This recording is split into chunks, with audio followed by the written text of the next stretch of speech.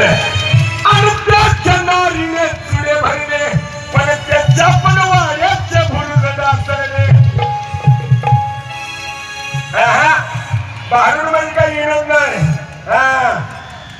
की अलिबागला गेला कार्यक्रम करायला.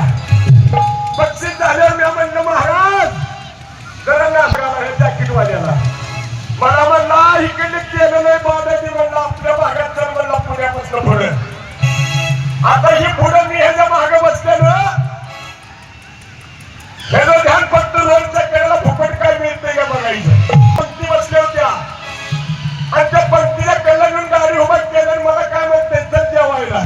तुला काय करायचं म्हणला जरी तुला कोणी काही विचारलं आणि एका आजोबाला बघितलं होतं एक सिलेंडर म्हणला ते आजोबा आमच्या जवळ आले आणि मला म्हणलं पाहुणे कुणीकडे आला या.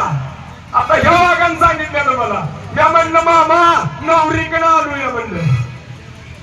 जर आजोबा गालात हसलं आणि ह्याच्याकडे मुंडक केलं याला विचारलं तुम्ही कोणीकडे आलाय ती म्हणला मी नवरदेवाकडे आलो या.